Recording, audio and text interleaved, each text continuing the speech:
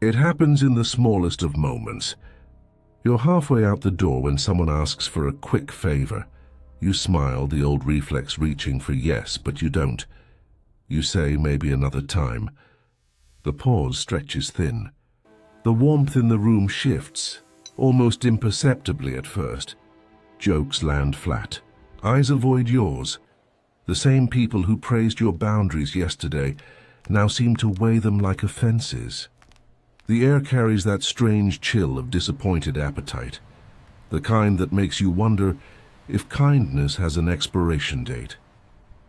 Crowds forgive mistakes faster than independence. A blunder keeps you human. Autonomy reminds them you aren't theirs. That's what startles them, the quiet decision to belong to yourself. What they call unforgivable is rarely moral failure. It's a supply cut. The room that once thrived on your easy yes suddenly feels betrayed by your no. Schopenhauer, gruff and grey-lit, becomes useful here, not as a prophet of bitterness, but as a lamp. He reminds us that appetite isn't evil. It's just blind. It wants always without remembering why. So don't hate the room. People in their soft individuality can love you truly. But appetite, collective, restless, hungry, never can. It loves what feeds it and nothing more. There's a single sentence that cools a hot room, that stops the silent trial before it starts. But we'll get to that soon. For now, remember this. It's possible to walk through that chill without hardening. The path ahead isn't revenge or withdrawal. It's a quiet clarity, a steady posture that doesn't ask permission to stand. Crowds move fast. They don't think, they metabolize. Theirs is a diet of quick stimuli and borrowed certainty. Whatever flashes brightest becomes truth for the moment. They remember feelings, not facts. They reward spectacle because it spares them from silence. And silence feels like hunger. Inside that noise, sameness becomes safety. Difference, even gentle difference, feels like threat. You felt it before the high-five day. Everything clicks, everyone laughs, your words land just right. The energy swells like a tide, carrying you higher than you meant to go. But when it ebbs, there's that sudden hollowness, as if applause pulled something out of you it had no right to take. It's not sadness exactly. It's a quiet ache where your center used to be. That's the crowd's bargain, applause now, agency later. You offer your edges in exchange for belonging. It feels fair in the moment, until you realize you've been leasing pieces of yourself you can't easily reclaim. Sensitive people pay the bill first, because they notice the interest accumulating. How approval costs more every time you chase it. But here's the balm for that bruise. You're not too quiet, or too strange, or too distant. You're simply too whole to be chewed. The world of crowds digests fragments, not persons. Wholeness confuses appetite. It has no door to enter. Schopenhauer named the engine under this hungry machine, the mechanism that keeps the crowd wanting more while understanding less. We'll get to that next. For now, feel the difference between being noticed and being known, between being consumed and being seen. The latter asks nothing from you except truth, and that's where the real nourishment begins. Picture him walking alone through a gray morning, Schopenhauer, coat pulled tight, muttering to himself about the ache of wanting. He wasn't angry at life, just observant of its machinery.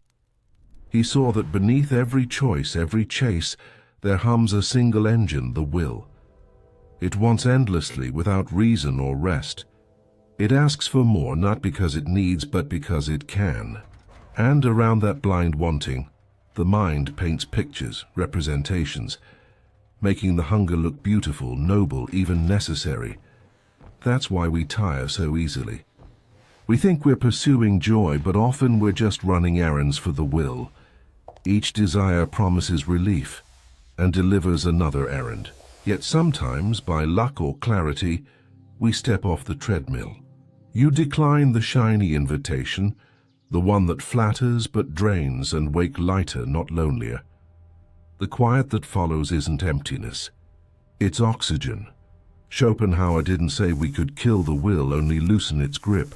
The art is in noticing the pull and pausing before you feed it, because what you stop feeding stops ruling. That's not punishment. It's mercy. On yourself, on your attention, on your small slice of peace. And once that grip softens, life doesn't disappear. It sharpens. Colors return without demand. Music feels less like background and more like weather moving through you. It's not detachment. It's right-sized wanting. He might have smiled at that small victory, the way a craftsman admires a quiet mechanism that finally runs smooth. In a moment, we'll try something he might have approved of, a 2-minute ritual. Calm, simple, clean, to remind the will it's not the only voice in the room. It helps to see it like weather. The crowd's unforgiveness isn't personal. It's physics. Picture a tide pulling everything loose in one direction. As long as you drift with it, the movement feels warm, almost musical.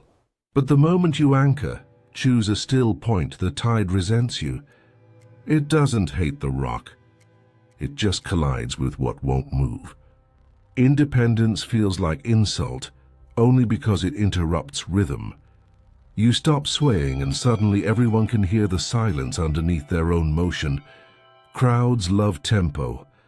They mistake it for truth. Consistency earns respect only when it matches their beat. Noise gathers applause. Absence invites suspicion. The same audience that once cheered your energy will later read your quiet as judgment. It's not malice, it's momentum.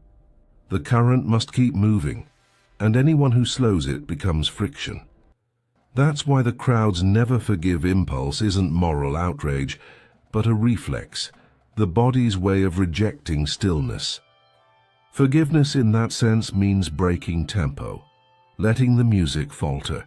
And few things unsettle a crowd more than the sound of its own pause. But there's a distinction worth holding close. The crowd believes you owe attention. A friend knows you earn regard. One demands constant presence. The other trusts your absence. The first drains, the second restores. Once you see this, resentment stops feeling mystical. It's just energy seeking motion, and you, steady, anchored, reminded of gravity. That understanding turns offense into observation, and observation into calm. In a moment, we'll test this in conversation. You'll see how pace alone, slower breath, measured reply, can flip a room without a word of defense. They won't forgive you for saying no to the small ask, the favor that sounds harmless until it steals your evening. They'll call it selfish, as if your energy were public property, but it isn't. That no is hospitality to your future self, the one who still needs time to think, rest, and make meaning. They won't forgive you for moving slower either. In a world that worships speed, patience looks like doubt. Yet slowness isn't insecurity. It's respect for accuracy over theater. You're not late, you're deliberate. Speak plainly and they'll call you harsh. But clarity without melody always sounds sharp to rushed ears. You're not cutting. You're cleaning the sentence. Leave a noisy thread and you'll be called aloof. Still, silence is sometimes a way to guard leverage hours, the precious windows when your mind is most your own. Choose one path, and the crowd calls you boring. Yet focus compounds. What looks narrow becomes luminous when followed long enough. Stop apologizing, and they'll say you've grown arrogant. But a clean no beats a dirty yes every single time. Change your mind and you'll be labeled flaky. But the world keeps changing too. Updating your map is courage, not confusion. These misreads sting because they hit where you've worked hardest to grow. But they're proof you're leaving the script the crowd prefers. Their forgiveness was never the goal. Freedom was. Still, it's easy to waste years chasing correction, trying to rewrite how you're seen. There's a better exchange waiting, one that trades defense for quiet power. We'll get there next. You've been there. Someone misreads your silence, twists a half sentence, and suddenly you're spending hours clarifying what never needed to be defended. You write careful messages, call the right people, explain until your voice feels borrowed. By the end, the rumor still hums quietly in the air and you've lost something you can't name. That's the cost of repair. No real change, just drained authority. There's a difference between signal and salvage. Signal is when you act to correct the real impact. Fix the harm, realign the work, steady the truth where it matters. Salvage is when you chase image, trying to tidy feelings that were never yours to manage. The first builds trust. The second feeds noise. Every explanation spends a little crown. You can't keep bowing and expect the weight to remain gold. Explanation feels like control, but it's often currency leaving your account, one careful justification at a time. A simple rule helps. Answer for outcomes, not optics. If something you did caused a real effect, speak to that. If it only bruised a perception, let time and pattern speak instead. Silence is not surrender. It's strategy. It leaves space for your consistency to tell the story words can't. You'll notice that when you stop explaining every angle, the right people step closer while the restless drift away. That's filtration, not loss. Next, we'll try a 2-minute practice, a way to steady your field before you speak, so that when you do, the words carry weight without strain. It's late again, the world gone quiet enough to hear itself. You stand by the window, where the air smells faintly of salt and rain. Below, the sea hushes against the docks, steady and unbothered. On the sill, a small lantern glows, soft, steady, unhurried. This is your harbor moment, the pause before reply. First, breathe. Not deep, just longer on the way out. Let the exhale be a small surrender, a reminder that urgency can't survive patience. The will, that restless engine inside, hates stillness. Let it squirm and quiet. Second, name the pull. Ask gently, what is the will chasing right now? Approval? Correction? Victory? Naming the hunger doesn't feed it, it frees you from its mouth. Third, choose one true line. Not the clever one, not the safe one, the true one. The line that would still make sense if the room went silent afterward. Then, before you speak or type, whisper the sentence that anchors it all. Answer as the owner, not the appetite. Around you, the room remains still. The air cools your wrists. Faint city noise hums like a distant tide. You hear your pen scratch once deliberate. The lantern holds its small circle of light, patient enough. This 2-minute ritual doesn't change the world outside, but it reclaims the one inside. Try it before meetings, before messages, before decisions that pull at your edges. Each time the exhale gets easier, the pull weaker, the center stronger. Next, we'll carry this lantern into the conversation test. Watch how it steadies the air before a single word is spoken. They lean in, eyes sharp with hurry. If you cared, you'd do it now. The sentence lands heavy, meant to rush you, to pull you back into rhythm. You feel the pulse rise, the will waking, eager to explain.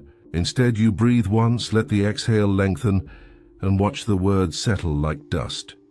You mirror one fact. I hear that this matters to you. No defense, no echo of urgency, just recognition, clean and simple. Then you state one boundary. I'll need until tomorrow to give it the attention it deserves. The phrasing is quiet, but firm enough to stay standing. And then one clear alternative. If it can't wait, feel free to move ahead without me. The air shifts. Urgency loses its oxygen. What once felt like a demand now hangs in open space, visible for what it is, a preference, not a law. Someone coughs, nods. The tension that sought to grip you finds nothing to hold. This is the physics of calm. The gravity in the room slides back to steady hands. What's remarkable isn't that others slow down. It's that they remember how. Your composure becomes permission. The crowd reflex dissolves into individual eyes, thoughtful again. No performance, no grand reveal, just a conversation returning to temperature. Respect, without theatre. This is how rooms relearn equilibrium, how independence stops sounding like defiance and starts feeling like maturity. You didn't win. You anchored. And that's the quiet victory that never needs applause. Next comes the single sentence for rooms on fire, the one that cools heat faster than argument ever could. The sentence is simple enough to miss. Let's slow this down so we can see what's true. No edge, no drama, just a calm request that changes the temperature of the room. It doesn't defend or accuse, it rearranges air. Picture a chaotic stand-up meeting, voices stacked on top of each other, timelines shrinking by the second. Someone throws blame like a spark. You feel the old tug, the will wanting to react, to fix, to prove. And instead you say it. Let's slow this down so we can see what's true. The effect isn't instant, but it's unmistakable. The noise thins, shoulders drop. Even the ones still fuming breathe differently. What was personal becomes procedural. Decisions get cleaner. That's the gift of neutral language. It drains heat without diluting clarity. Authority isn't the loudest voice in crisis. It's the quiet that survives pressure. When Schopenhauer wrote about loosening the will, he wasn't preaching detachment for its own sake. He meant that by refusing to be baited, you step out of appetite's game. You stop trading energy for recognition. The crowd burns itself out, while you remain steady, available for truth. Each time you use the sentence, it etches a small groove in your manner. Repetition makes the posture permanent.